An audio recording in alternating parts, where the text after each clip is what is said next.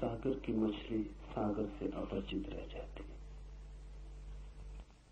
इसलिए नहीं कि सागर बहुत दूर है, इसीलिए कि सागर बहुत निकट है। जो दूर है वो दिखाई पड़ता है, जो निकट है वो आंख से ओझल हो जाता है। दूर को जानना कठिन नहीं, निकट को जानना ही कठिन। और जो निकट से भी निकट है उसे जानना असंभव। इसे थोड़ा हम ठीक से समझ लें, क्योंकि अंतर यात्रा में अत्यंत अपरिहार्य है जानना इसे। पूछते हैं लोग, कहां खोजें परमात्मा को? पूछते हैं कि जो भीतर ही छिपा है वो भूल कैसे गया है? पूछते हैं कि जो इतना करीब है कि हृदय की धड़कन भी उतनी करीब नहीं, श्वासें भी उतनी पास नहीं स्वयं के, वो भी बिछड़ कैसे गया है? जो मैं स्वयं ही हूं उससे भी विस्मृति कैसे हो गई? और उनका पूछना तर्कयुक्त मालूम पड़ता है। प्रतीत होता है वे जो पूछते हैं ठीक ही पूछते हैं, और लगता है कि होना नहीं चाहिए था ऐसा। जो मेरे भीतर ही छुपा है उसे ही मैं नहीं जान पाता हूं, जो मैं ही हूं वो भी अपरिचित रह जाता है। तो फिर परिचय किससे होगा? पहचान किससे होगी? ज्ञान किसका होगा? जब पास ही छूट जाता है हाथ से, तो दूर को हम कैसे पा सकेंगे? और ऐसा नहीं कि वो आज पास हो गया हो, वो सदा से ही पास है। अनंत अनंत काल से पास है। उससे क्षण भर को भी हमारा छूटना और दूर होना नहीं हुआ है। हम जहां भागे वो हमारे साथ भागता है, हम जहां जाएं वो हमारे साथ जाता है। नरकों में भी वो हमारे साथ यात्रा करता है, और स्वर्गों में भी, पाप में भी वो हमारे साथ उतना ही खड़ा होता है जितना पुण्य में। ये कहना भी ठीक नहीं कि साथ खड़ा होता है, क्योंकि जो हमारे साथ होता है उससे भी थोड़ी दूरी होती है। हमारा होना और उसका होना एक ही बात है। अगर ये सच है तो इस जगत में बड़ा चमत्कार हो गया है कि हम अपने को ही खो बैठे। जो असंभव मालूम पड़ता है, अपने को कैसे खोया जा सकता है? अपनी छाया तक को खोना मुश्किल है, हम अपनी आत्मा को खो बैठे हैं। ये कैसे हो सकता है? और ये हुआ है। उसके होने की घटना कैसे घटती है, वही इस सूत्र का सार है। इस सूत्र में प्रवेश करने के पहले इसके बुनियादी आधार समझ लें।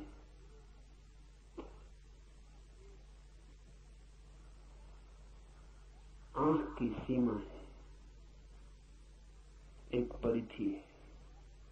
उससे ज्यादा दूर हो तो आंख नहीं देख पाती, उससे ज्यादा पास हो तो भी आंख नहीं देख पाती। आंख के देखने का एक विस्तार है। किसी चीज को आंख के बहुत पास ले आए फिर आंख नहीं देख पाएगी, बहुत दूर ले जाए तो भी आंख नहीं देख पाएगी। तो एक क्षेत्र है जहां आंख देखती है, और इस क्षेत्र के उस पार या इस पार आंख अंधी हो जाती। और आप तो इतने निकट हैं कि आंख के पास ही नहीं है, आंख के पीछे है। यही अड़चन है। ऐसा समझिए कि दर्पण के सामने खड़े हैं, तो एक खास दूरी से दर्पण पर ठीक प्रतिबिंब बनता है। अगर बहुत दूर चले जाएं तो फिर दर्पण पर प्रतिबिंब नहीं बनेगा। बहुत पास आ जाए कि आंख को दर्पण से ही लगा ले तो प्रतिबिंब दिखाई नहीं पड़ेगा। लेकिन यहां मामला ऐसा है कि आप दर्पण के पीछे खड़े, इसलिए दर्पण पे प्रतिबिंब बनने का कोई उपाय ही नहीं। आंख आगे है, आंख पीछे है। आंख देखती है उसको जो आंख के आगे हो, आंख उसको कैसे देखे जो आंख के पीछे। कान सुनते हैं उसको जो कान के बाहर है, कान उसको कैसे सुने जो कान के भीतर है।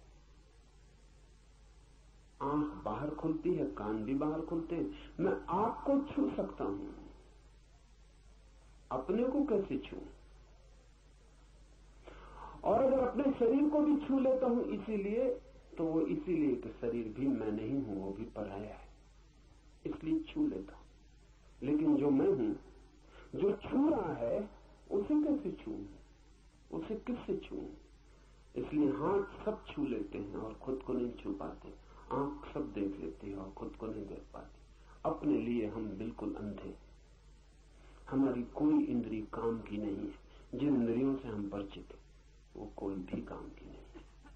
अगर कोई और इंद्री का उद्घाटन ना हो जो भीतर देखती हो,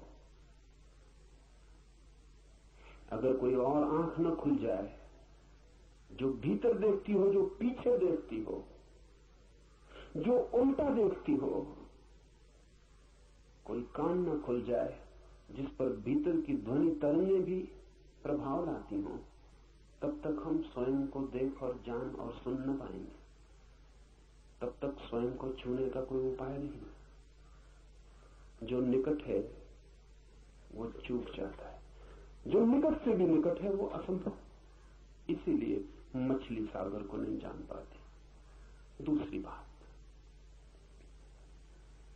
सागर में ही पैदा होती है, सागर में ही जीती है, सागर ही उसका भोजन, सागर ही उसका पेय, सागर ही उसका प्राण, सागर ही सब कुछ।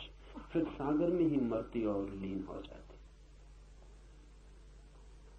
जानने के लिए मौका नहीं मिलता क्योंकि दूरी नहीं मिलती, फासला नहीं मिलता। मछली को सागर का पता चलता है अगर कोई उठा के उसे सागर के किनारे फेंक दे, तभी। ये बड़ी उल्टी बात हुई। सागर का पता तब चलता है जब सागर से दूर हो जाए। तो मछली तरसती है रेत पर, धूप में, तब उसे सागर का पता चलता है, क्योंकि इतनी दूरी तो चाहिए पता चलने के लिए। पैदा होने के भी पहले जो मौजूद था और मरने के बाद भी जो मौजूद रहेगा, और जिसमें ही पैदा हुए और जिसमें ही लीन हो गए, उसका पता कैसे चलेगा? पता चलने के लिए थोड़ी बिछड़न, थोड़ा बिछोड़ होना चाहिए। इसलिए मछली को सागर का पता नहीं चलता। किनारे पे कोई फेंक दे तो पता चलता। आदमी की और भी मुसीबत है। परमात्मा सागर ही सागर है, उसका कोई किनारा नहीं जिस पे आपको फेंका जा सके। जहां आप तड़फने लगे मछली की तरह, ऐसा कोई किनारा होता तो बड़ी आसानी हो जाती। ऐसा कोई किनारा नहीं, परमात्मा सागर ही सागर है।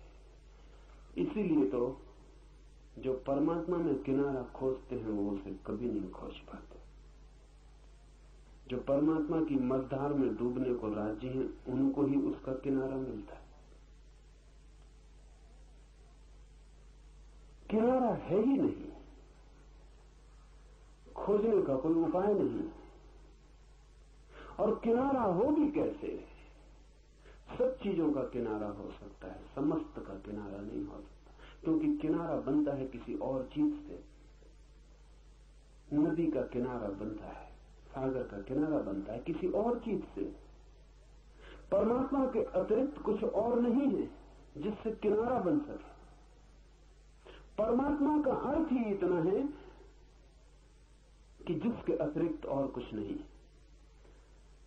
परमात्मा का मतलब कोई आकाश में बैठे हुए किसी व्यक्ति का नहीं है जो जगत को चला रहा हो। ये तो बच्चों की कहानियां है।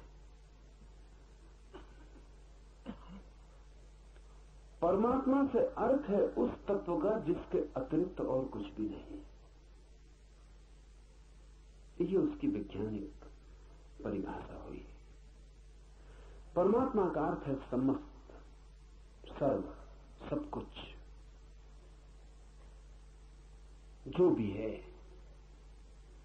जो भी है उसका कोई किनारा नहीं हो सकता है, क्योंकि उसके अतिरिक्त कुछ किनारा बनने को बचता नहीं है।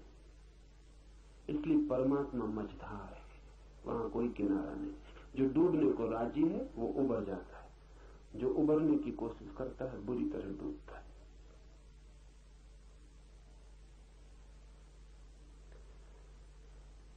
कोई किनारा हो तो पता भी चल जाए, इसीलिए हमें पता नहीं चला है।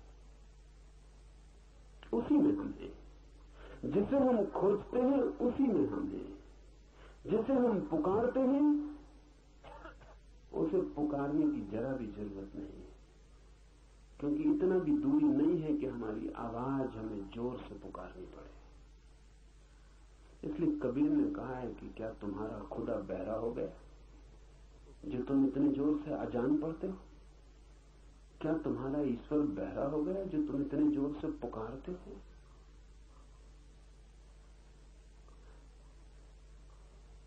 इतने पास है कि आवाज देने की भी तो जरूरत नहीं।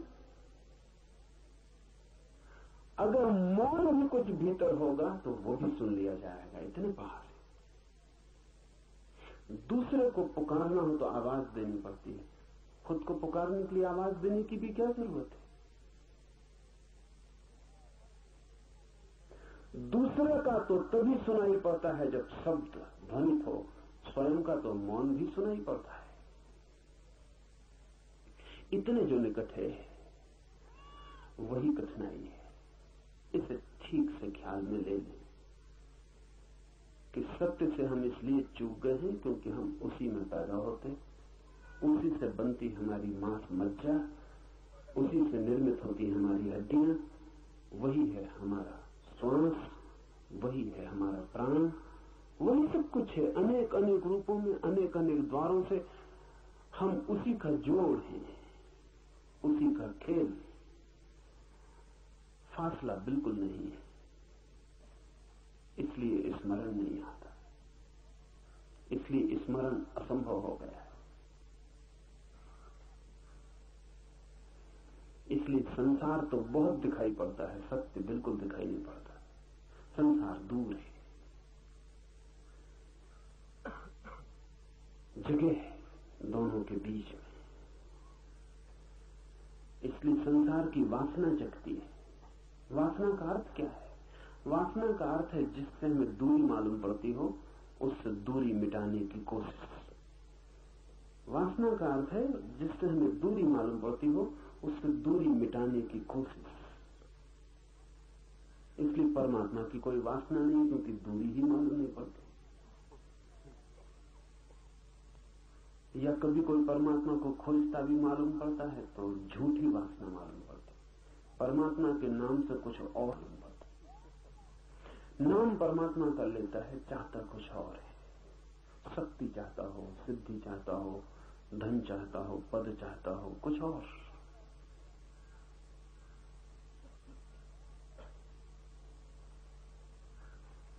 एक मित्र मुझे आके कहते थे कि जब से आपके शिविर में, साधना में लीन होने लगे बड़ा लाभ हो रहा है। मैंने पूछा क्या लाभ हो रहा है? तो उन्होंने कहा अभी आध्यात्मिक तो नहीं हो रहा लेकिन आर्थिक शुरू हो गया।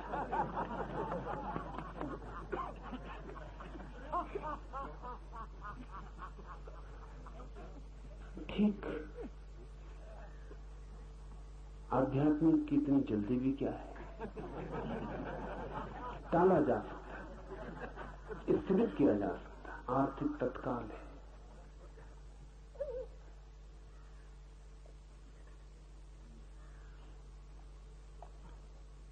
हम खोजते कुछ और हैं, नाम कुछ और देते हैं।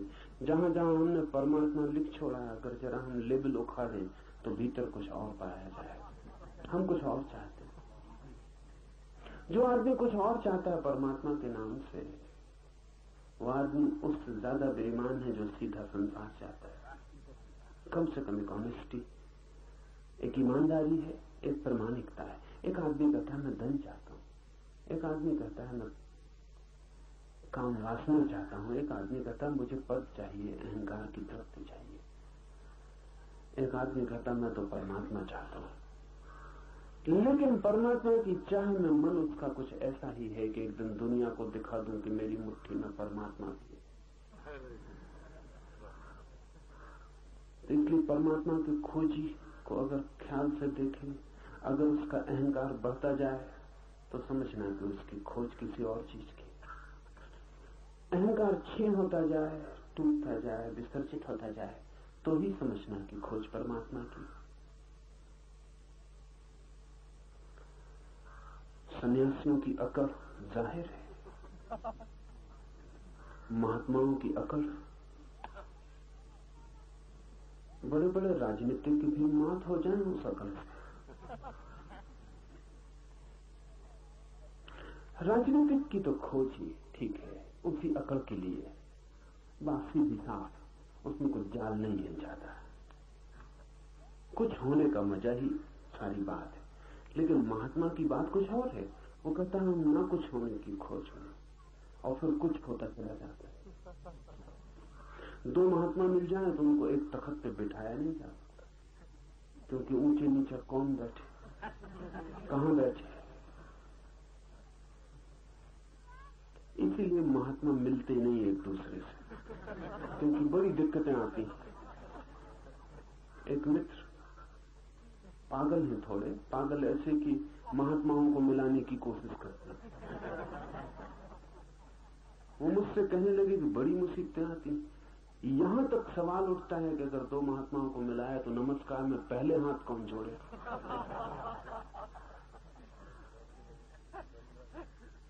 कठिन मामला। संसारी भी इतने संसारी नहीं मालूम होते, न भी जोड़ना चाहते हो हाथ तो भी जोड़ लेते हैं। मन में भला होता हो कि दूसरी पहले जोड़ता है, लेकिन फिर भी इसको छिपा के चलते हैं। अभद्र मालूम पड़ता है, लेकिन महात्माओं को अभद्र भी नहीं मालूम पड़ता। कुछ महात्मा तो नमस्कार करते ही नहीं, उन्होंने व्यवस्था ही बंद कर रखी है। वो सिर्फ आशीर्वाद देते।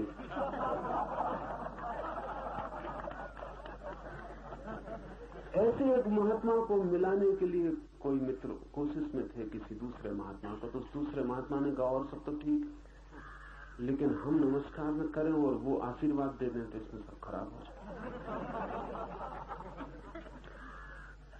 ये हमारी खोज कुछ और है, धर्म से कुछ, परमात्मा से कुछ लेना देना नहीं। हम कुछ और चाह रहे हैं, हम कुछ और मांग रहे हैं, लेकिन बेईमान हैं और हमने शब्द कुछ और ओढ़ रखे। परमात्मा की खोज कैसे हो? क्योंकि दूरी नहीं है। दूरी हो तो वासना जगती है, फासला हो तो दिल होता है दौड़े, फासला हो तो जीतने की आकांक्षा पैदा होती, कठिनाई हो तो अहंकार को रस आता है पराजित करने का, जीतने का। फासला ही नहीं, दूरी ही नहीं, परमात्मा मिला ही हुआ है।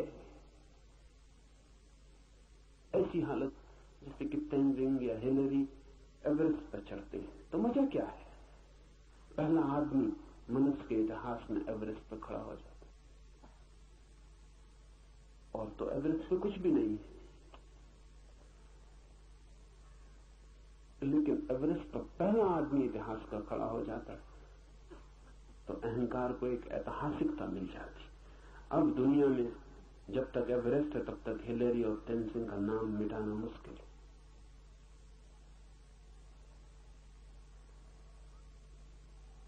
अभी चांद की इतनी दौड़ चलती थी, ये बड़े मजे की बात है कि चांद पर हम क्या छोड़ आए।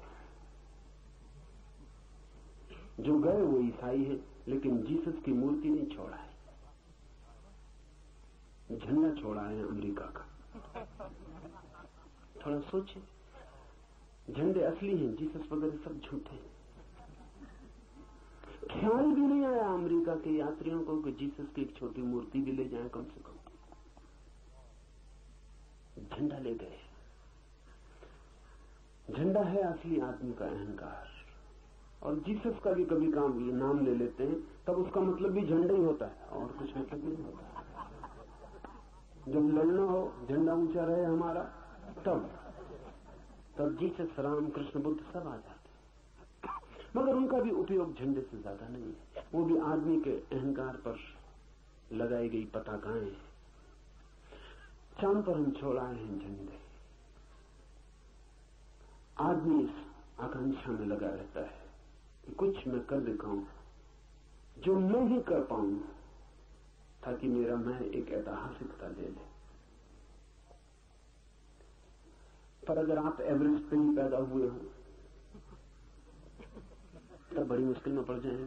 झंडा भी कहां लगाएं।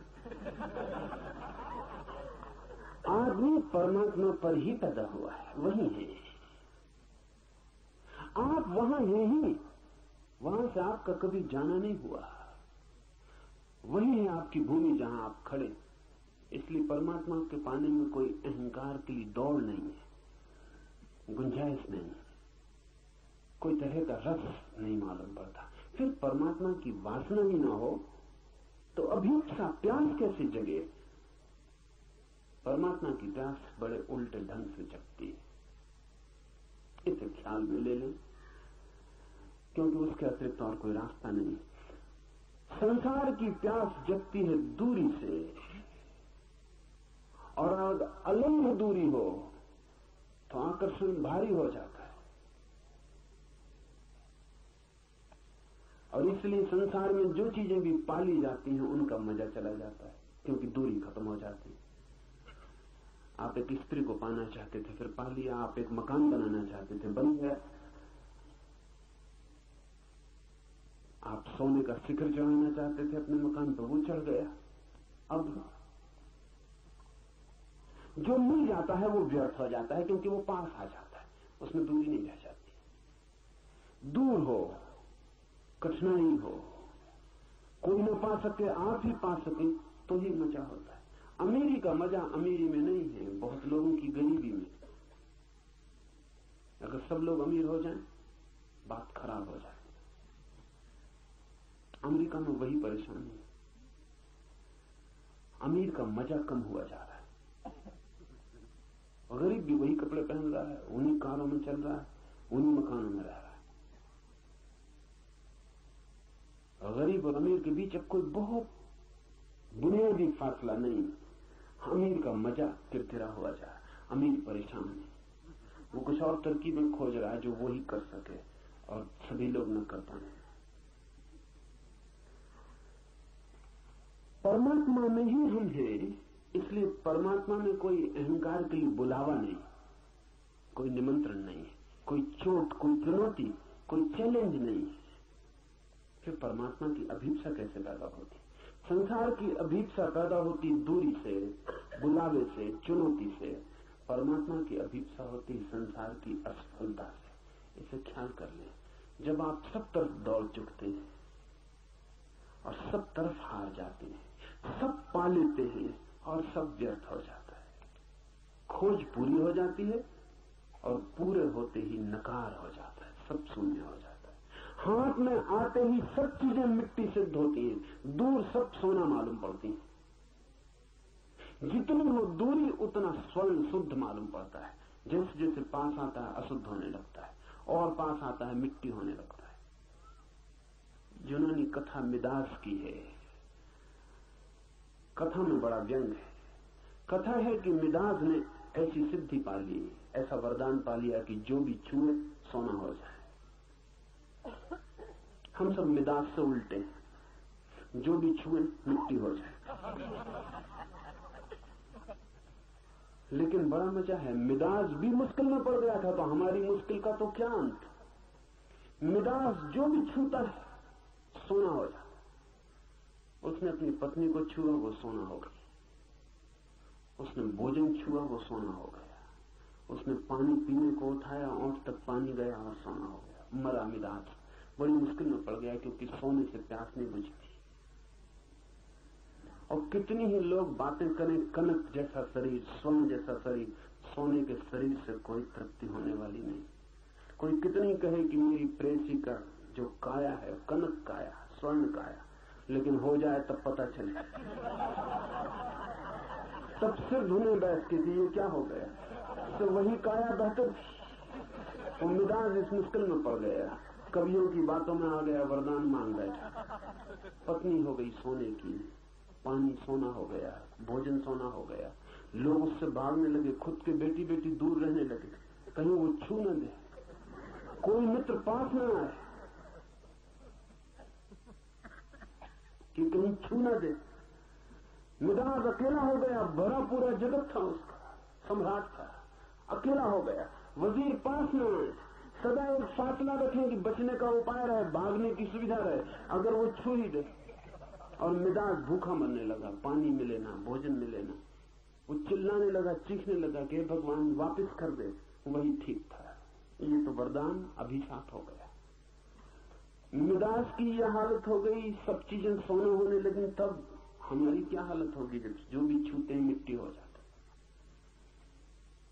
पत्नी दूर थी तो सोने की मालूम पड़ती थी, जिस दिन विवाह किया उसी दिन मिट्टी की होनी शुरू हो गई। 2-4 साल बाद मिट्टी रह जाती, कुछ नहीं है, सब चीजें मिट्टी हो जाती, जो भी छुए मिट्टी हो जाता। जिस दिन आपको यह अनुभव होता है कि सब दौड़ व्यर्थ है, उस दिन आप उसी जगह खड़े रह जाते हैं जहां परमात्मा है। जिस दिन आपको पता चलता है कि दौड़ के कुछ भी नहीं मिला, कुछ भी नहीं पाया, उस दिन दौड़ते नहीं है, और न दौड़ने की वजह से वो दिखाई पड़ जाता है जो दौड़ने की वजह से दिखाई नहीं पड़ रहा था। दौड़ने की धुन थी सवार, तो दूर की चीजें दिखाई पड़ती थी। दौड़ना व्यर्थ हो जाए तो दूर से आंख पास लौट आती है, और अगर सारी ही दौड़ व्यर्थ हो जाए तो आंख उल्टी हो जाती है। अब तक बाहर देखती थी, अब भीतर देखने लगती। दर्पण घूम जाता है जब संसार में देखने योग कुछ भी नहीं लगता, पाने योग कुछ भी नहीं लगता, खोजने योग कुछ भी नहीं लगता, जब संसार वासना नहीं रह जाती। इसलिए इतना जोर दिया है बुद्ध ने, महावीर ने, उपनिषदों ने कि निर्वासना द्वार है। वासना है दूर जाने की व्यवस्था, निर्वासना है पास आने का द्वार। इस सूत्र को अब हम ख्याल में ले लें। शरीर के भीतर छिपा है वह अजन्मा नित्य, कभी पैदा नहीं हुआ जो, और सदा है और सदा है और सदा है। ऐसा जो अजन्मा नित्य है वो इसी शरीर के भीतर छिपा है, लेकिन शरीर को उसका कोई पता नहीं। शरीर है पृथ्वी का अंग, वो पृथ्वी के भीतर छिपा है, पर पृथ्वी को उसका कोई पता नहीं।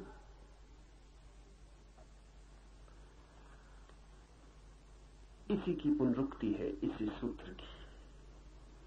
अग्नि के भीतर छिपा है, अग्नि को पता नहीं, सब जगह छिपा है, और जहां छिपा है, जिसके भीतर छिपा है उसे ही पता नहीं। क्यों? क्योंकि जिसके भीतर छिपा है वो बाहर दौड़ रहा है। आपने कभी अनुभव किया शरीर की भीतर की तरफ दौड़? अगर आप अनुभव कर लें तो समाधि उपलब्ध हो जाए। आपने शरीर की बाहर की तरफ दौड़ अनुभव की है? एक सुंदर काया दिखाई पड़ती, शरीर दौड़ने लगा, पुलक आ गई, शरीर का रोआ रोआ भागने लगा। एक सुंदर फूल दिखाई पड़ा, आंखें भागने लगी। एक सुंदर ध्वनि सुनाई पड़ी, कान भागने लगे। शरीर भागता है सदा बाहर की तरफ। कभी आपने अनुभव किया कि भीतर की तरफ भी शरीर भागा हो? कभी अनुभव नहीं किया। तो शरीर को पता भी कैसे चले कि कौन भीतर छिपा है, जहां शरीर जाता ही नहीं, जहां शरीर कभी देखता नहीं, सुनता नहीं, खोजता नहीं, शरीर को पता कैसे चले? शरीर अपरिचित रह जाता है उससे ही जिसका वो शरीर है। सब दौड़ बाहर की तरफ है, इसलिए भीतर अज्ञान छा जाता है। ये सूत्र अनेक अनेक द्वारों से एक ही बात की पुनरुक्ति है। वायु के भीतर जो छिपा है वायु उसे जानती नहीं। मन जिसका शरीर है मन उससे अपरिचित। अहंकार जिसकी देह है अहंकार उसके प्रति अनजान। चित्त जिसका शरीर है अक्षर अव्यक्त जिसका शरीर है वो भी उसे जानते नहीं जो भीतर छिपा है। मृत्यु भी उससे अपरिचित रह जाती है जिसकी मृत्यु घटित होती। जो मरता है इधर अजीब वाक्य है क्योंकि जो मरता है मृत्यु उससे अपरिचित रह जाती। जो मरता है वो मरता ही नहीं। मृत्यु जब घटती है तो कौन मरता है? कोई भी नहीं मरता क्योंकि शरीर सदा से मरा हुआ है, उसके मरने का कोई उपाय नहीं। और शरीर के भीतर जो छिपा है वो सदा से अमृत है, उसके मरने का कोई उपाय नहीं। सिर्फ संबंध टूटता है। अमृत का और मृत का संबंध टूटता है मृत्यु में, लेकिन मृत्यु इतने निकट भी आके उससे अपरिचित रह जाती है वो जो अमृत है। इसलिए तो हम कितनी बार मर चुके और हमें अब तक पता नहीं चला कि हमारे भीतर वो भी है जो मरता नहीं। इस अपरिचय की प्रक्रिया ही यही है कि निकट आके भी भीतर देखना नहीं हो पाता, देखना बाहर ही होता रहता है। मरता हुआ आदमी देखे, मरने को पड़ा है लेकिन बाहर ही देखता रहेगा। अभी भी भीतर जाने का मन नहीं हो रहा उसका। मृत्यु उसे धकाती है, हटाती है शरीर से, लेकिन वो पकड़ रहा है, जोर से पकड़ रहा है और भी जोर से पकड़ रहा है जैसा उसने कभी नहीं पकड़ा था। इसलिए वृद्ध आदमी कुरूप हो जाते हैं, जवान सुंदर मालूम पड़ते हैं। उसका कारण गहरे में शरीर ही नहीं है। जवान शरीर को पकड़ता नहीं, अभी आश्वस्त है। बूढ़ा शरीर को पकड़ने लगता है, उस पकड़ने से सब कुरूपताएं पैदा हो जाती। बूढ़ा डरने लगता है कि अब मरे, अब मरे, अब मौत करीब है। जितना मौत से डरता है उतना जीवन को जोर से पकड़ता है, और जितना जोर से पकड़ता है उतना ही जीवन कुरूप हो जाता है। बच्चे इतने प्यारे लगते हैं, पकड़ते ही नहीं बिल्कुल, अभी उन्हें पता ही नहीं कि मौत भी है। पशु पक्षी देखे, कितना ही बूढ़ा हो जाए पशु, कितना ही बूढ़ा हो जाए पक्षी, उनकी बात कर रहा हूं जिनका आदमी से सत्संग नहीं है। आदमी तो बिगाड़ ही देता है। तो बड़ी हैरानी होती है, जंगल में पशु और पक्षी बूढ़े नहीं होते मालूम पड़ते। जैसा बुढ़ापा आदमी को पकड़ता है ऐसा पशु पक्षियों को पकड़ता नहीं मालूम पड़ता। बच्चे ही बने रहते हैं, किसी गहरे तल पर उन्हें पता ही नहीं कि मौत होने वाली है, इसलिए कोई शरीर की पकड़ नहीं आती। बच्चे में जो ताजगी है, जीवन सहज है, मौत की पकड़ नहीं है कोई। बुढ़ापे में कठिनाई आ जाती, मौत साफ होने लगती। जिंदगी अब चेष्टा है, अब प्रयास से जीता है आदमी, अब इंच इंच सोच के चलता है कि कहीं मौत ना आ जाए। इससे दुविधा पैदा हो जाती, तनाव बढ़ जाता भीतर, और पूरे समय चिंता संताप पकड़ लेता, वही चित्त को कुरूप कर जाता है। मौत भी नहीं जान पाती उसको जो भीतर छिपा अमृत है। कारण एक ही है कि भीतर देखने की घटना ही तब घटती है जब बाहर देखने का सारा सिलसिला व्यर्थ हो जाए। इसे थोड़ा हम समझ लें। व्यर्थ कई बार होता मालूम पड़ता है, फिर भी होता नहीं। ऐसा नहीं है कि आपको व्यर्थ नहीं हो जाता है, आपको भी व्यर्थ हो जाता है। एक कार खरीदने का सोचते थे, खरीद ली। जब नहीं खरीदी थी तो रात उसके सपने भी आते थे। जिस दिन कार की डिलीवरी मिलने वाली थी उस दिन रात सो भी नहीं सके थे, रात भर।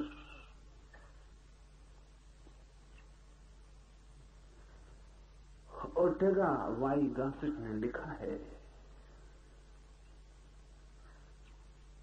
अपने एक मित्र के बाबत तो उसने एक बहुत खूबसूरत गाड़ी फेरारी खरीदी, बड़ी कीमती गाड़ी, और पहले ही दिन लेके उसे निकला, जरा सी खरोंच लग गई। बच्चा नहीं था मित्र, 50 साल का आदमी था, गैर पढ़ा लिखा नहीं था, यूनिवर्सिटी का प्रोफेसर था, साधारण विषय का प्रोफेसर नहीं था, फिलोसफी का प्रोफेसर। ओर्टेगा वाई गासिप में लिखा है कि मैंने अपने उस मित्र को अपनी मां के कंधे पर सिर रख के रोते देखा। फेरारी में खरोंच लग गई, कार थी कीमती, न मालूम कितने सपने देखे होंगे, जो खरोंच थी वो भीतर तक चली गई, आत्मा तक प्रवेश कर गई होगी, तभी रोया है। रोते आप सब भी हैं। वो आदमी जरा ईमानदार रहा होगा, खुली सड़क पर मां के कंधे पर सिर रख कर रोने लगा। लेकिन कितने दिन चलेगा ये? 2-4 दिन में फेरारी पुरानी पड़ जाएगी। महीने 2 महीने में ये आदमी इसी गाड़ी में बैठेगा, इसे पता भी नहीं चलेगा कि किस गाड़ी में बैठा है। इस गाड़ी से ऊब जाएगा, लेकिन गाड़ियों से नहीं उबेगा, दूसरी गाड़ी को सपना पकड़ लेगा। सोचेगा कि रॉल्स रॉयस हो जाए, कुछ और हो जाए। एक स्त्री से उब जाएगा मन, एक पुरुष से उब जाएगा, लेकिन स्त्रियों से नहीं उबेगा, पुरुषों से नहीं उबेगा। ऊब तो हम भी हैं, लेकिन हमारी ऊब वस्तुओं से बंधी होती है। हमारी ऊब दर्शन नहीं बनती, हमारी ऊब दृष्टि नहीं बनती। एक चीज से उबते हैं तो ठीक वैसे ही दूसरी चीज से पकड़ जाते हैं, और ये सिलसिला जारी रहता है। इतना ही फर्क है आप में और किसी बुद्ध में कि आप एक स्त्री से उबते हैं, दूसरी स्त्री में रस बना रहता है। अपनी स्त्री से उब जाते हैं, दूसरे की स्त्री में रस बना रहता है। जो पास है वो व्यर्थ हो जाता है, लेकिन जो दूर है वो सार्थक मालूम रहता है।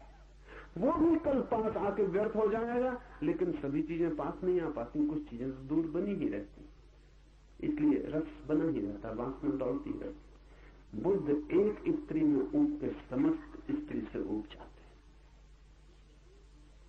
बुद्ध एक महल में रह के सब महलों में रह लेते। बुद्ध के लिए एक घटना काफी है, ये वैज्ञानिक बात है। एक पानी की बूंद अगर जान ली जाए तो सब सागर जान लिए गए।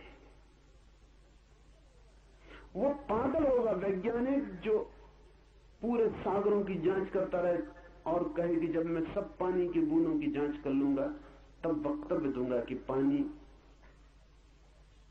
हाइड्रोजन और ऑक्सीजन से बनता है। हम सब वैसे ही पागल हैं। एक वैज्ञानिक एक बूंद को परख लेता, खोज लेता, तोड़ लेता, पा लेता है कि H2O, ये उदजन और ऑक्सीजन के अणुओं का ऐसा जोड़। खत्म हो गए, सब सागर व्यर्थ हो गए, सब सागर जान लिए गए। अब कहीं भी होगा पानी, न केवल इस पृथ्वी पर। वैज्ञानिक कहते हैं कि कोई 50,000 पृथ्वियां होंगी सारे विस्तार में। इन 50,000 पृथ्वियों पर कहीं भी अगर पानी होगा तो भी H2O, तो भी वो बनेगा इसी व्यवस्था से। सारा पानी जान लिया गया एक बूंद को जानकर। एक वासना की व्यवस्था को समझकर सारी वासना को जो जान लेता है वो बुद्ध हो जाता है। एक वासना को पहचान कर उसकी व्यर्थता को, उसकी अनिवार्य व्यर्थता को, उसकी अपरिहार्य असफलता को जो देख लेता, उसकी वासना गिर जाती। उसकी वासना ऐसे गिर जाती है जैसे लंगड़े के बैसाखियां अचानक गिर जाएं। उनसे ही वो चलता था, पैर तो थे नहीं चलने के, बैसाखियों से चलता था, लकड़ी के पैर थे। अचानक बैसाखियां गिर जाएं और लंगड़ा वहीं गिर पड़े। ठीक ऐसी ही घटना घटती है जब वासना की बैसाखियां गिर जाती। संसार में चलने के कोई पैर थोड़ी हैं, लकड़ी के पैर हैं। नकली पैर हैं, वासनाओं से निर्मित हैं। वासना के गिरते ही वैसाखियां गिर जाती हैं और आदमी अचानक अपने को वहां पाता है जहां से वो कभी हटा ही नहीं था, जहां वो सदा था, जहां होना उसका स्वभाव है। वही है परमात्मा, वही है अध्यात्म। इस सूत्र का आखिरी हिस्सा उसकी खबर है।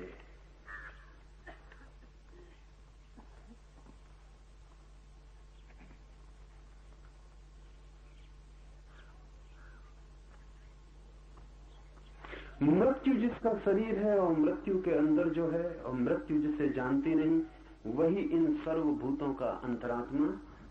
उसके पाप नष्ट हो गए हैं और वही एक दिव्य देव नारायण है। देह, इंद्रियां आदि अनात्म पदार्थ हैं, इनके ऊपर मैं, मेरा ऐसा जो भाव है वो अध्यास भ्रम है। इसलिए विद्वान को ब्रह्मनिष्ठा द्वारा इस अध्यास को, इस भ्रम को दूर करना चाहिए। आखिरी बात इस सूत्र में, ये जो वासनाओं की दौड़ है ये इसीलिए है कि हमें दिखता है दूर कहीं कोई सपना पूरा होता होगा। जैसे मरुस्थल में कोई देखता है दूर मालूम होता है जल का सरोवर, दौड़ता है, जल के लिए दौड़ता है, वहां जाके पाता है नहीं है कुछ, रेत ही रेत है। लेकिन तब तक कहीं और जल का सरोवर दिखाई पड़ने लगता है। भ्रम है, अध्यास है। सूर्य की किरणें जब तपती हैं जोर से रेत के ऊपर और वापस लौटती हैं, रिफ्लेक्ट होती हैं, जब वापस लौटने लगते हैं, तो कपती हुई सूर्य की किरणें जब वापस लौटती हैं, उनके कंपन के कारण भ्रम पैदा होता है कि लहरें कप रही हैं। और वो कंपन इतना सतत होता है और कंपन की एक धारा बन जाती है कि अगर पास में कोई वृक्ष खड़ा हो तो उस कंपन में उस वृक्ष की छाया नीचे दिखाई पड़ने लगती है। वो कंपन दर्पण का काम करने लगता है। और जब आपको दूर से दिखाई पड़ता हो पानी भी, और न केवल पानी, आकाश में उड़ती हुई बदलियों की नीचे प्रति छाया भी दिखाई पड़ती हो, तो भरोसा भी कैसे ना करें।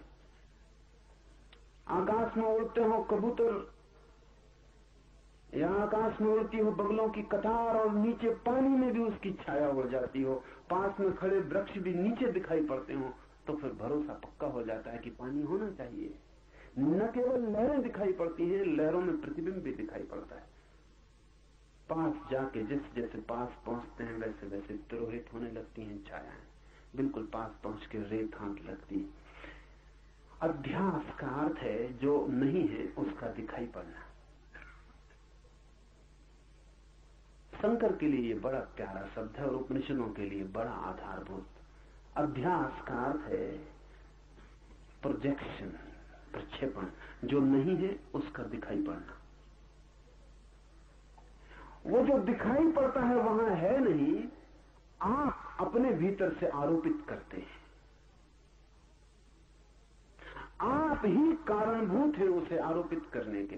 एक चेहरा आपको सुंदर लगता है, वो सौंदर्य वहां है या आप आरोपित करते हैं, क्योंकि कल वही चेहरा आपको कुरूप लग सकता है।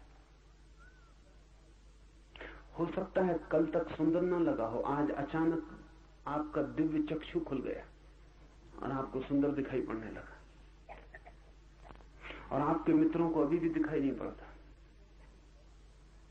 कहते हैं लैला सुंदर नहीं थी, मजनू को दिखाई पड़ती थी। सारा गांव परेशान था और लोगों ने समझाया मजनू को कि तू पागल है, इससे बहुत सुंदर लड़कियां गांव में हैं, तू व्यर्थ ही दीवाना हुआ जाता।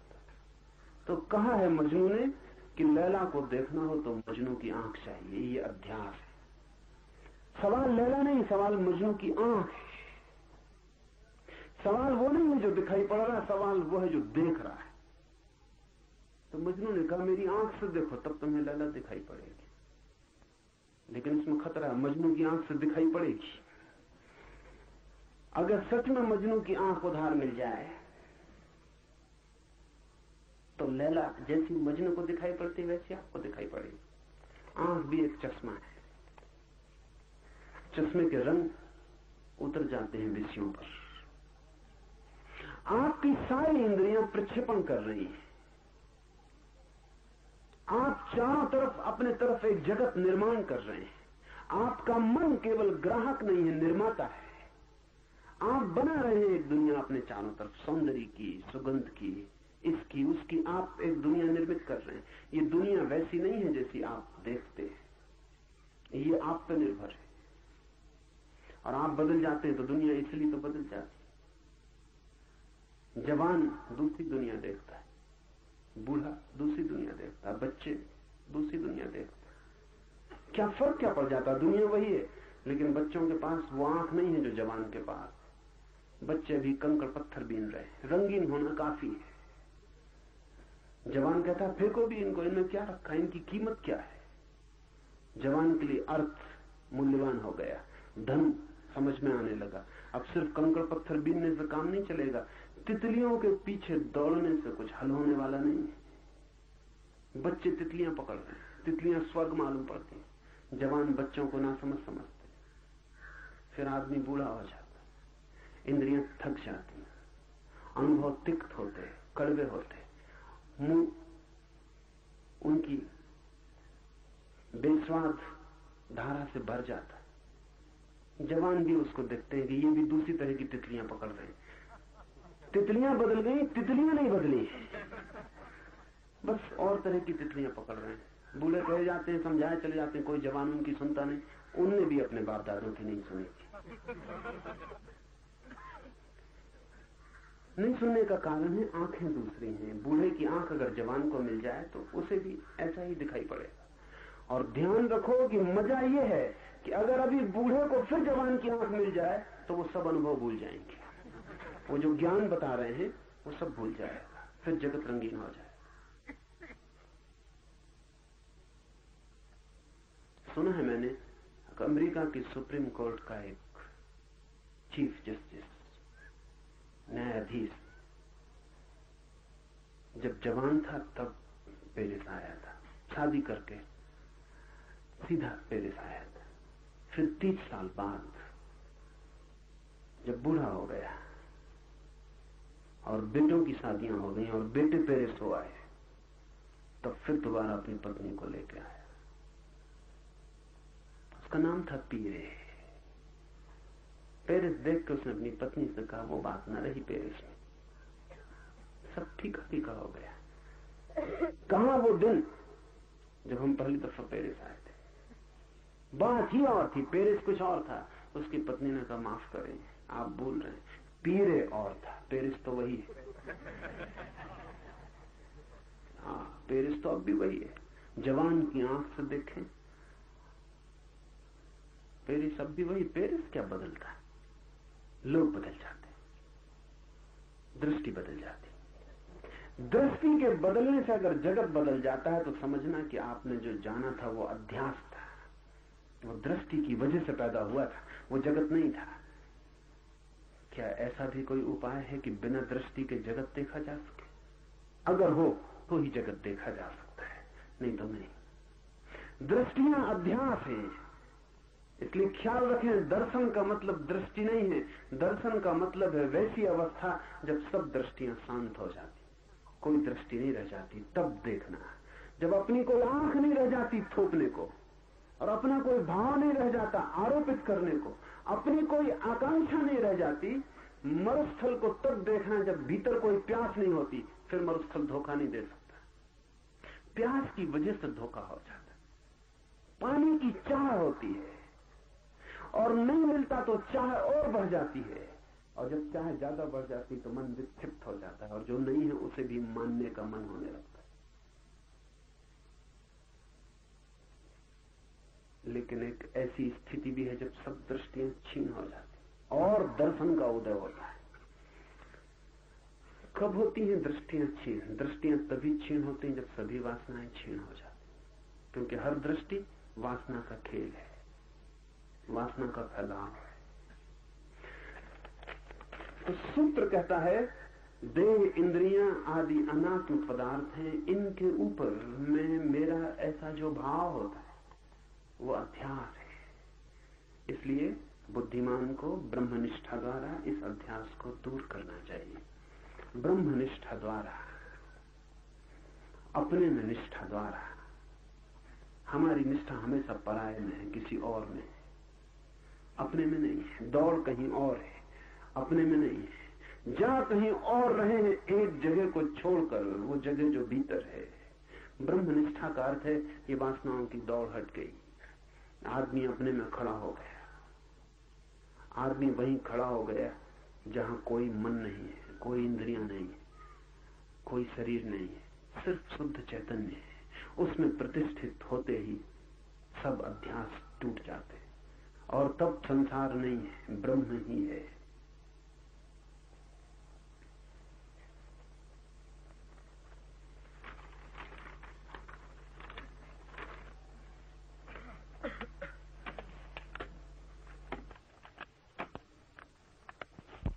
जब मैं हिंदी में बोल रहा हूं, बहुत लोगों को हिंदी समझ में नहीं आती,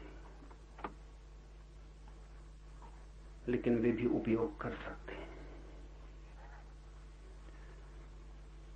जिन्हें हिंदी समझ में नहीं आती वे आंख बंद कर लें और केवल ध्वनि सुने, शांत बैठ जाएं जैसे ध्यान में हो।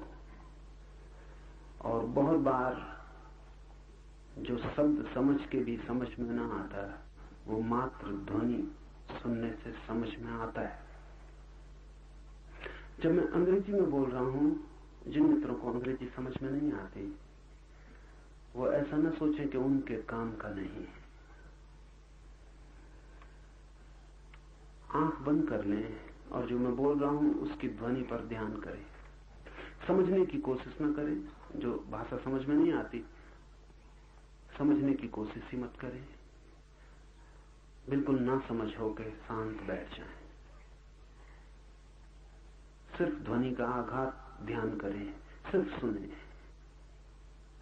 वो सुनना ध्यान बन जाएगा और उपयोगी होगा। बड़ा सवाल समझना नहीं है, बड़ा सवाल शांत होना है। बड़ा सवाल सुनना नहीं है, बड़ा सवाल मौन होना है। तो कई बार तो ये होता है जो बात आपकी समझ में आ जाती है वो आपके भीतर विघ्न बन जाती, क्योंकि उससे विचार शुरू हो जाते। कई बार तो अच्छा है कि जो बात बिल्कुल समझ में नहीं आती उसको सुने, क्योंकि फिर विचार नहीं चल सकते। जो समझ में नहीं आए तो विचार के चलने का कोई उपाय नहीं है, विचार रुक जाते। इसलिए कभी तो वृक्षों के बीच से गुजरती हुई हवा को सुनना, कभी पक्षियों की आवाज सुनना, कभी पानी की कलकल धारा से उठता निनाद सुनना, ऋषि मुनियों को सुनने से भी ज्यादा बेहतर है। असली उपनिषद वहां बह रहे हैं, पर वो आपकी समझ में नहीं आएंगे, पर समझने की कोई जरूरत भी नहीं, सुनना काफी है। और जब समझ में ना आए और आप सुन सके तो थोड़ी देर में बुद्धि शांत हो जाती है, क्योंकि उसका कोई काम ही नहीं होता।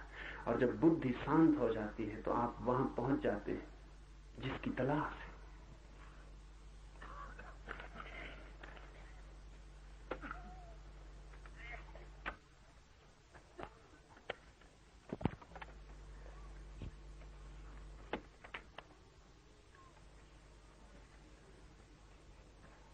Man is a periphery, but also a center. Man is a circumference, but not only that. Your body is your circumference, but not you.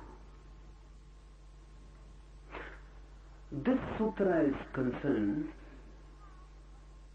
with the identification of consciousness with the body, the identification of the center with the periphery.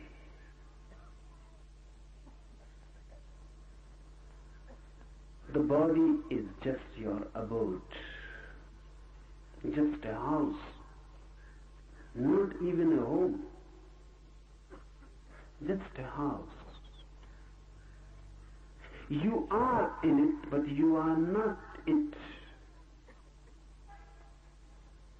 But the mind believes itself to be the body. That is known as adhyas, illusion, projection. Why this mind takes body as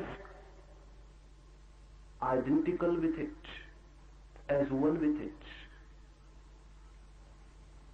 The nearness, the constant nearness, the intimacy between the two. And body begins to be reflected in the mirror of the mind.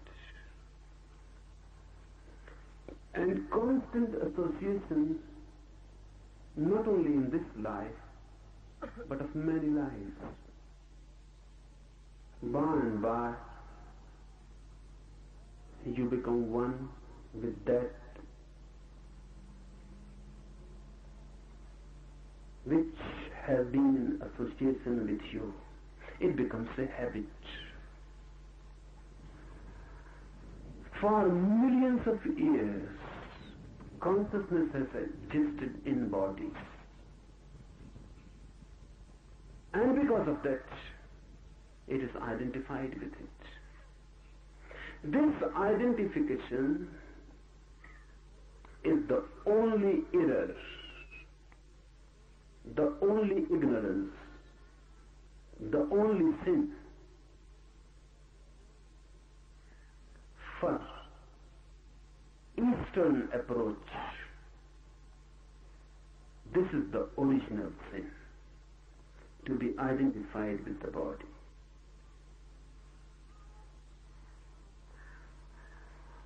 How to be non-identified again? How to become aware that you are not your body, you are not your mind. How to go in and find out the forgotten center. It is always there. You are standing on it, you are it. But your eyes, your senses have taken you far away. You have gone on a journey. This journey is very miraculous. It is like a dream journey. You sleep in Mount Abu, and in the night you dream you are in London, or in New York, or in Calcutta. You have gone on a journey in the mind. The journey appears to be actual, real. You cannot remember in your dream that this is a dream. The moment you remember this is a dream, the dream will be broken. This is the basic condition in the dream, that you should not remember it as a dream.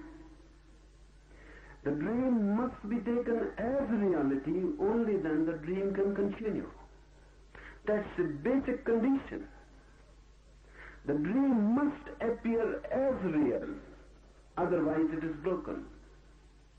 So in the night when you dream, the dream appears not only real, really more than real.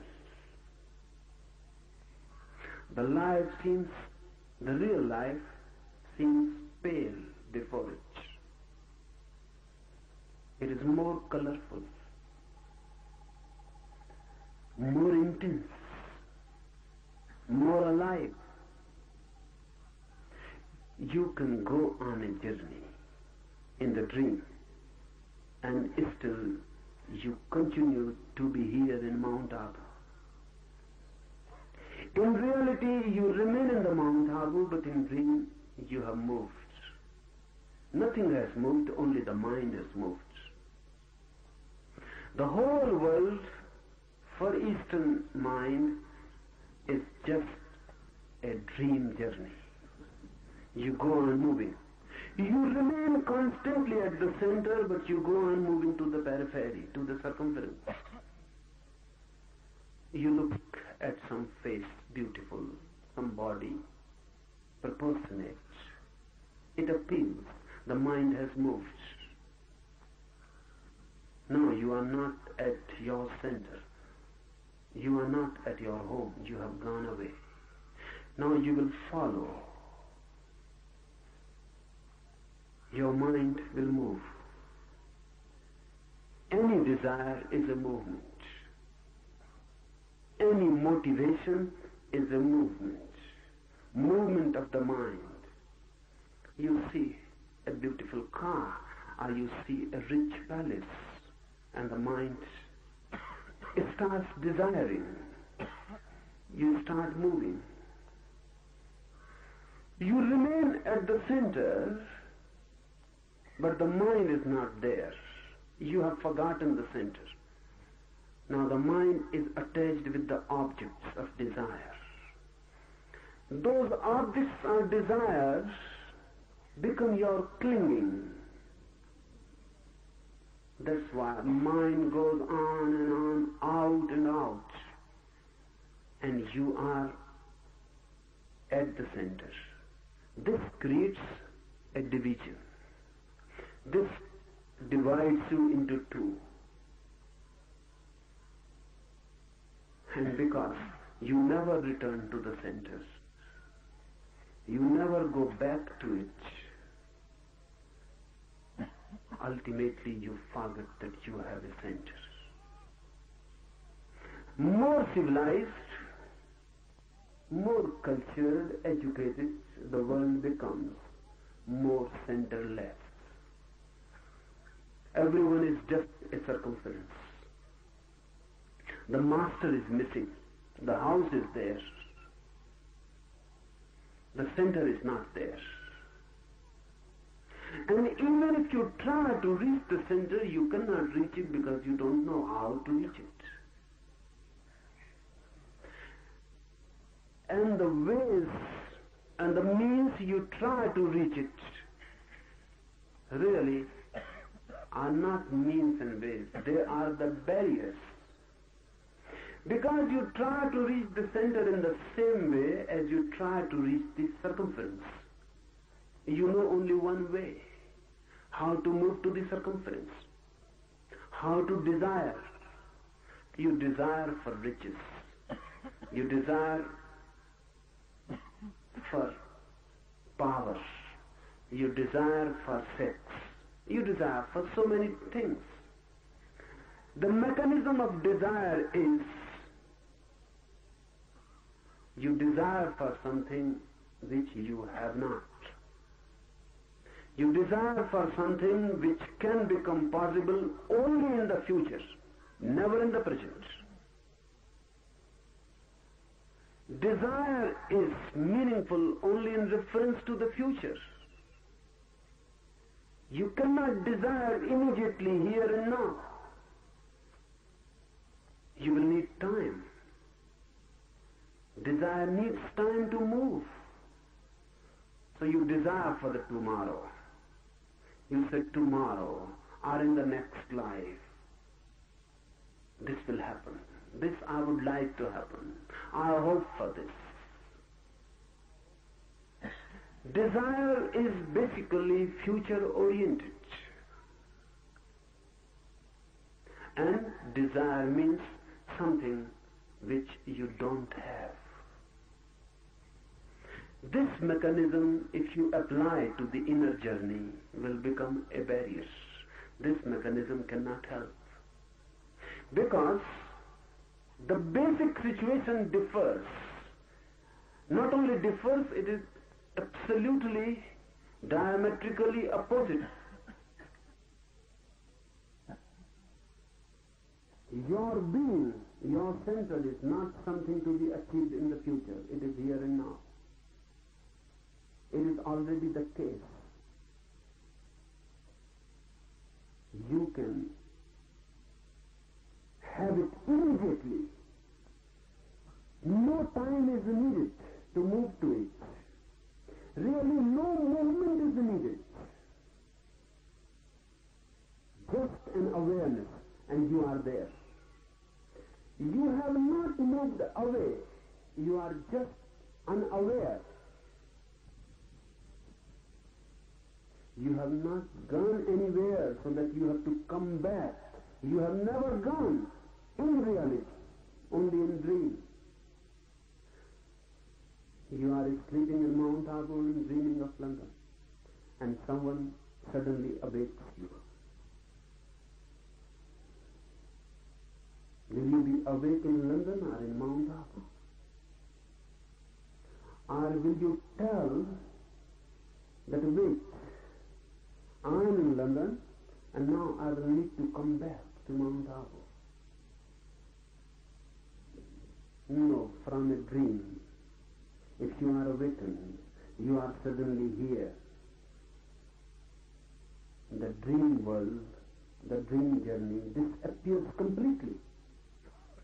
You are not to come back because you had never gone away. Your being, your center is here and now. It cannot be made an object of desire. You cannot desire it. And if you desire it, you will miss it. Your very desire will become the barrier. Allah says, do not seek, otherwise you will miss. Do not seek and find. Looks absurd. Do not seek and find looks illogical. It is not. It looks illogical because we know only one logic, the logic of desire. If someone says, do not find riches, do not seek riches, and you will find, it is illogical. You will never find. If someone says, don't long for worldly things, and you will find them, nonsense. You will never find them. You will have to seek. Then too it is difficult to find them.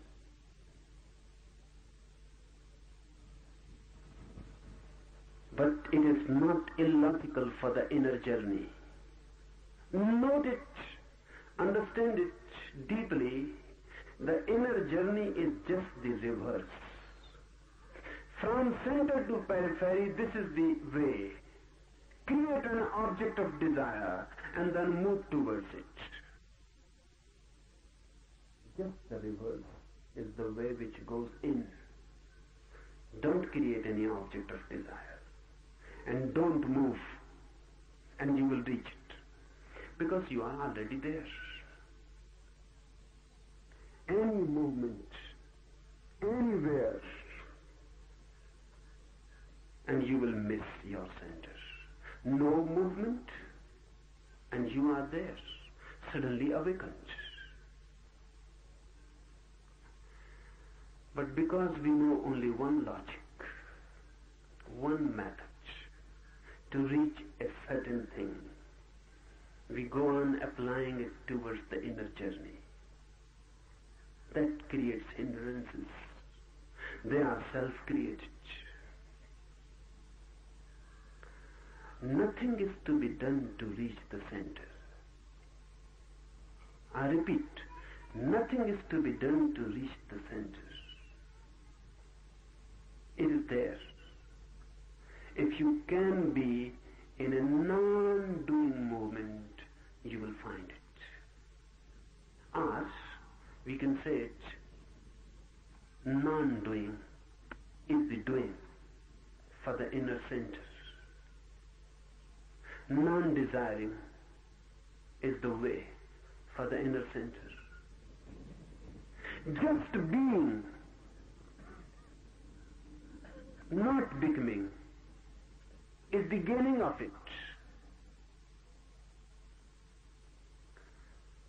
But the mind will ask what to do. Even if I say, don't do anything, the mind will constantly go on asking, but how? How not to do anything? What to do to achieve this non-doing, this non-action? How it is to be achieved, and how means something is to be done. So one secret I will tell you. All the techniques of meditation, the one which we will be doing just after the talk, all the techniques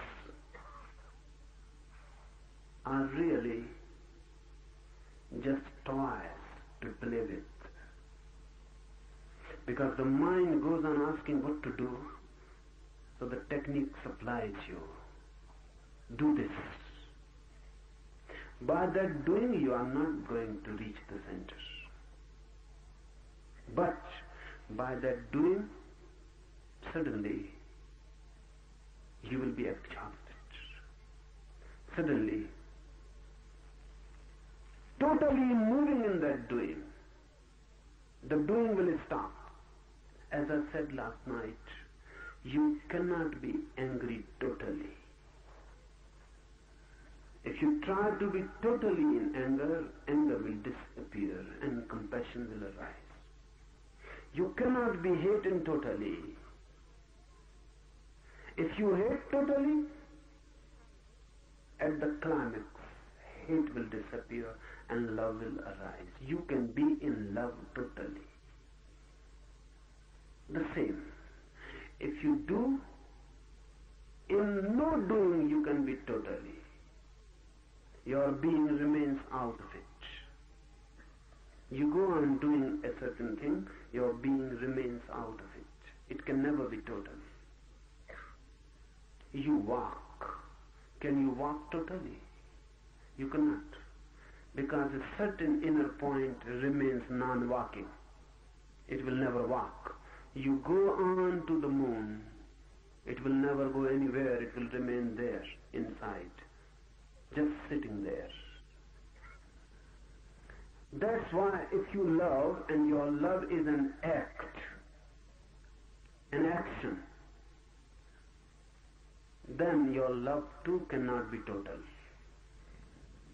If you are doing love, if you are making love, love too cannot be total. Because no action can be total. The being remains out. The love can be total only if you become love. It is not a doing. You are love. You are not making love. Your very being is love. That's why hate cannot be total, because your being can never become hate. You can hate someone, but your being can never become hate. Your being can become love. No doing, no action can be total. Only being can be total.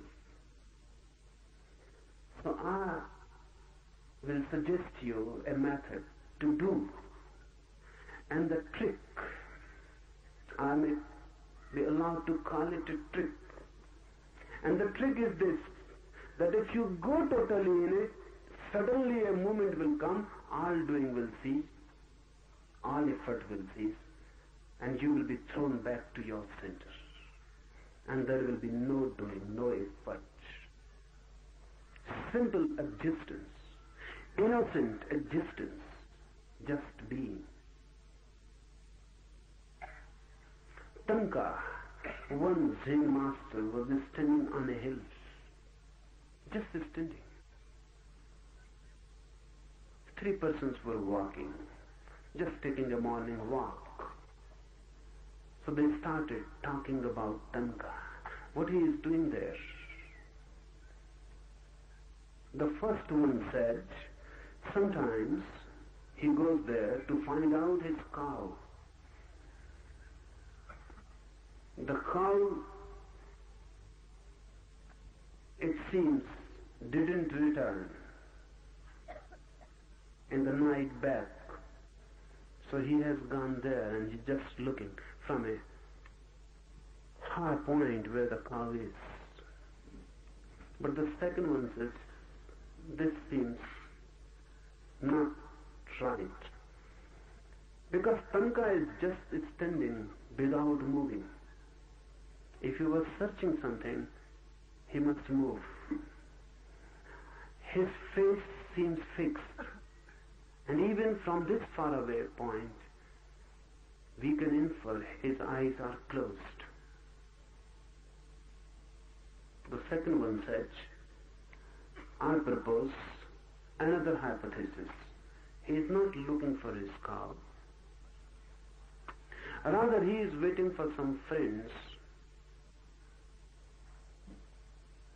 who might have accompanied him, but are left somewhere behind. He must be waiting. But the third one said, he cannot be waiting, because if someone waits, sometimes he looks back. He never looks back. He's just standing like a statue. So I propose the third idea. He is meditating. It was difficult to decide, and they argued. So ultimately they decided we must go to him and ask what he is doing. So they went. They asked Tanka, what are you doing? The first one said, are you in search of your cow? The cow has not returned home. Tanka is reported to have said, I have no home in this world and nothing to miss. Who has said to you that I have a cow? The cow is there, of course, but I don't have it. So there is no question of finding it, searching for it. So the second one was delighted, and he said, then my hypothesis is going to be right. You are waiting for some friends who are left behind? Tanka laughed and said, I have no enemies, so I cannot have friends. And I am alone, so I cannot leave someone behind. I came alone in this world. I am alone in this world, and I will leave this world alone. So I am neither disturbed by enemies nor by friends. Then the third one was, of course, delighted. And he said, now nothing is left, and my hypothesis is right. You are meditating, are you not? Tanka said, I am not meditating. Because really I am not doing anything. I am just standing. I am. I am existing, not doing anything. But this is meditation. Meditation is not doing something. But you cannot take a jump immediately into non-doing. So I suggest, make your doing total.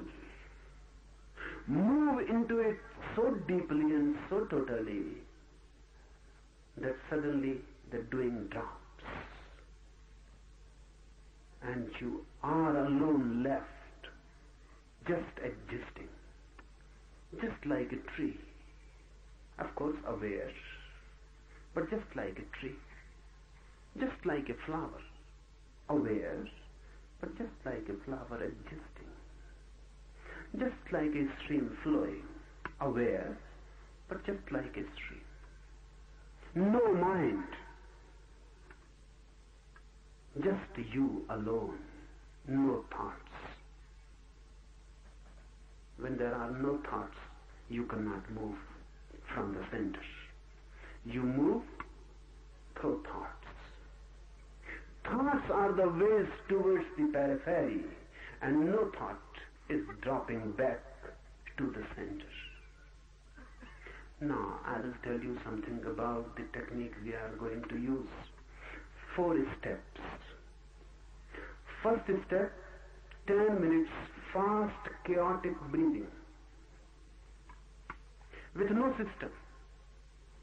This is not a yoga exercise. Chaotic, anarchic. Why? Because if you use any systematic breathing, any rhythm, the mind can control it. Mind can control any system. Mind is the great systematizer. So we are here to break the systems, the system of the mind. So breathe chaotically like a madman. Fast. Take the breath in as much as you can and throw it out. Take it in and throw it out. Fast with no rhythm. So that mind is just socked. And breathing is a great device to sock the mind. You must remember that with every emotion, breathing changes. And every emotion has its own system of breathing. When you are in love, breathing is relaxed. When you are angry, breathing can never be relaxed. When you hate someone, breathing is different. When you are in compassion, breathing is different. When you are at ease, breathing is so silent that you cannot even feel it. When you are tense, breathing cannot be silent. You can feel it. This chaotic breathing belongs to no emotion. So simply by doing it, you transcend emotions and the mechanism of the mind. And the mind is just thrown off. It cannot continue. 10 minutes mad, fast breathing. Second step is a deep catharsis. You have to throw yourself out. The mind has to be thrown out. Laugh, but madly. Totally. Cry, weep, whatsoever comes to your mind. But madly. Jump, dance, do whatsoever comes to your. And if nothing is coming, then too, try something. Because mind is a long suppression. So sometimes you feel nothing is coming. Start. Choose anything. Laugh, cry, scream, jump, dance. But do something. Don't just stand there. Do something. And whatsoever you are doing it, do it exaggeratedly. The second step, you must throw your whole civilization, the whole culture. Just be like children, with no fear, the fear of the others. Your eyes are to be closed. You have to use a blindfold. And the third, when all the nonsense that is suppressed is thrown out, when all the madness is thrown out, you have to use a mantra. The mantra is the sound of who. Who? Meaningless. It is just a sound with no meaning attached to it. Just who. It is not W-H-O. It is H-O-O. Who. Loudly you have to make it and dance with it and move it in totally so that you are adjusted completely. And in the fourth step, you are not to do anything. You are just to fall down and be as a